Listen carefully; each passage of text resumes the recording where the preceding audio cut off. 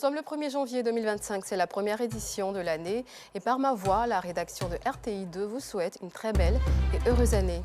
Au sommaire de ce journal, le président de la République de Côte d'Ivoire, Alassane Ouattara, dans son message de fin d'année adressé à la nation, a annoncé des mesures fortes telles que le retrait concerté et organisé des forces françaises en Côte d'Ivoire et la libération d'environ 2000 détenus de droit commun condamnés pour des infractions mineures.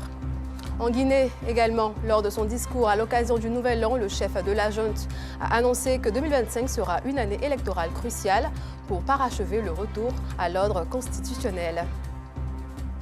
Merci de suivre l'information sur la chaîne qui met en lumière les réalités de votre quotidien. Le président de la République de Côte d'Ivoire, Alassane Ouattara, a annoncé hier mardi 31 décembre, lors de son traditionnel discours de fin d'année à la nation, des mesures fortes telles que le retrait concerté et organisé des forces françaises en Côte d'Ivoire et la libération d'environ 2000 détenus de droit commun condamnés pour des infractions mineures. Tout de suite, nous allons passer à notre premier élément. Après le discours du président de la République en ce premier jour de l'année, la tradition veut que l'on présente ses vœux à ses proches et à sa communauté fidèle. À cet usage, les chefs de village à Tchon ont partagé leurs vœux et aspirations pour 2025. Clément Boko nous invite à découvrir leur message. Je voudrais d'abord bénir le nom de l'Éternel, notre Dieu, qui permet toutes choses, et puis souhaiter les vœux les meilleurs. D'abord au président de la République et à son épouse, au Premier ministre et à son gouvernement, à toutes les autorités politiques et religieuses et coutumières, que 2025 soit une année de paix, de justice, de bonheur, surtout de santé pour chacun et chacune, et que tous les villages à Hatchan connaissent la joie de vivre la paix et la stabilité. On a eu beaucoup de bonheur quand même dans cette année de 2024 qui vient de passer. Et donc on ne peut que remercier Dieu et faire en sorte que 2025 soit une année de paix, par excellence. Une année de paix, parce qu'en plus c'est une année électorale. Que Dieu facilite cette année-là, cette élection-là, en sorte qu'on n'ait vraiment pas de bruit. Une élection en paix.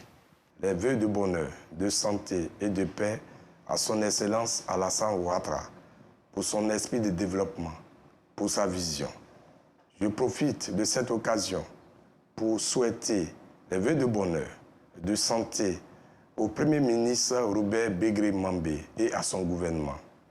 Je voudrais également souhaiter la santé, la paix, l'amour dans cette nation qu'est la Côte d'Ivoire. Je voudrais souhaiter les vœux de santé à la population d'Abobo-Baoulé.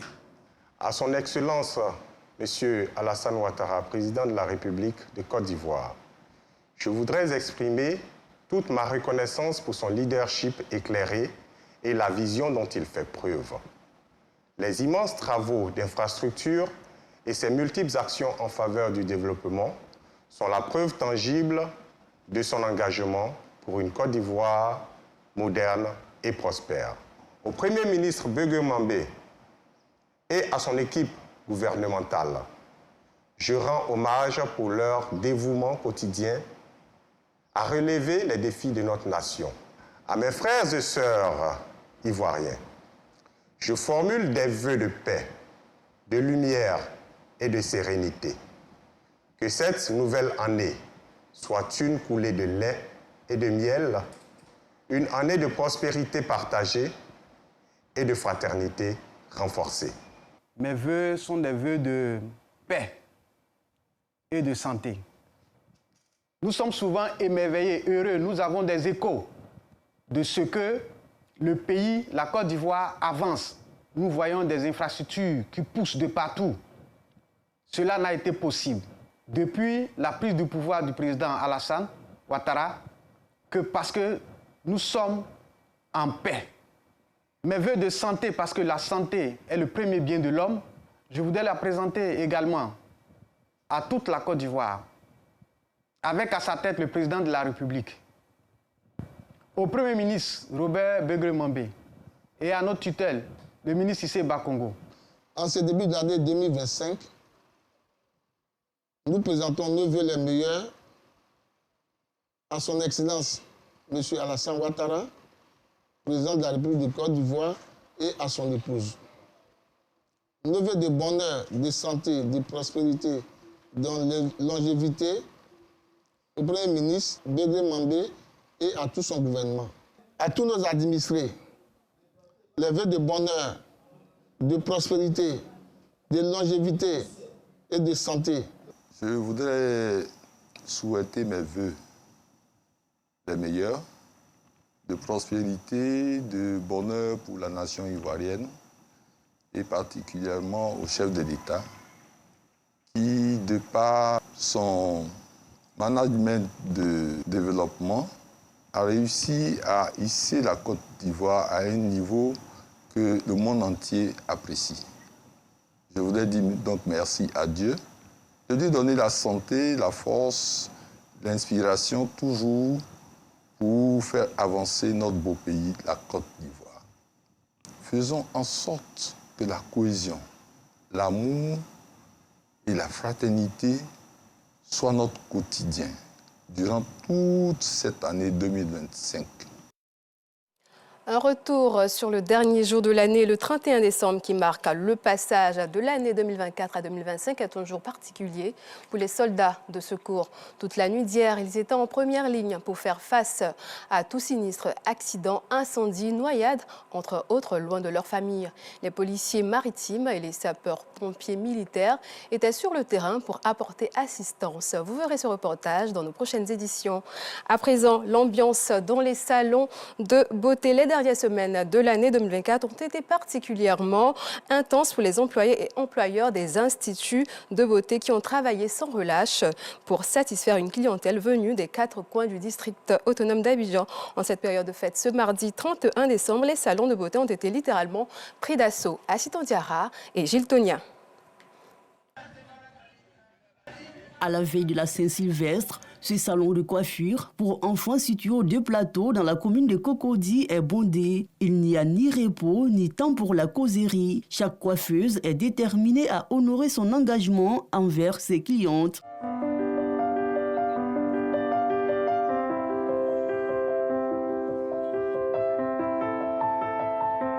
Ça c'est pas bien, par la grâce de Dieu. Aujourd'hui, à partir de 7h30, on était là. On rentre à minuit, 1h, 2h.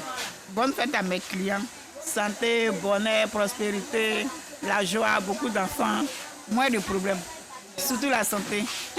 Dans ce salon, il n'y a pas de pose de perruques pour enfants. Seules les coiffures adaptées aux enfants sont autorisées. Perruque, c'est pas fait pour les enfants, c'est pour les grandes personnes. Et c'est pas conseillé pour les bébés. Et les produits on met dedans, c'est pas normal. Et puis ça fatigue beaucoup les enfants. Donc à laisser la perruque pour le bonheur des enfants et la santé aussi. Nous sommes venus au marché pour les tresses. Parce qu'elles aiment les tresses. Voilà, ça fait naturel que les perruques parce qu'elles sont conformes. Voilà, c'est pourquoi je suis venue les tresser. Nous sommes venus aujourd'hui à 7h, voilà, et elle a tressé les enfants bien. Juste à proximité, employés et employeurs de cet institut de beauté se partagent les tâches. Pendant que certaines confectionnent des perruques et posent des fossiles, les autres réalisent les différents modèles de coiffure demandés par les clientes. Bon, ça se passe bien par la grâce de Dieu. La perruque, c'est pour une cliente, elle vient à midi pour venir chercher. On fait presque tout. On fait un tatouage, fossile, tissage, les marcoussis, tout mèche. C'est ça qui fait un salon de coiffure. Tatouage comme ça, là, ça ne dure pas. En 5 minutes, on a fini. Donc, en temps marcoussis comme ça, tu peux passer 1 heure ou 30 minutes. Donc, on négocie puis on fait. Aujourd'hui, on est là jusqu'à minuit, 1 heure. On doit satisfaire tous nos clients, donc on est là. Contrairement aux autres salons, cet institut est spécialisé dans la pédicure et la manucure. Ça se passe très bien. On travaille, en tout cas, on fait de notre mieux pour avoir ce qu'on peut avoir. Quand on vient à 6h comme ça, on peut rentrer à 4h, 5h. Mais aujourd'hui, comme ça tenté, on va rentrer l'année de 2025 là. On va veiller jusqu'à demain à 9h. Comme je travaille le soir, donc je suis venue me faire belle. Elle fait bien, c'est pour ça qu'on est là. Les périodes de fêtes sont fructueuses pour les propriétaires des salons de beauté. C'est l'occasion pour les femmes de se rendre encore plus belles et séduisantes. Un reportage d'Assitan Diarra et Sidiki Ouattara. Les autorités traditionnelles, gardiennes des valeurs et du patrimoine de leur communauté, jouent un rôle central, notamment lors des fêtes de fin d'année. Mais quelles sont leurs occupations le 31 décembre à la Saint-Sylvestre? Entre réunions, prières, inaugurations et conseils, ces responsabilités souvent méconnues du grand public prennent tout leur sens.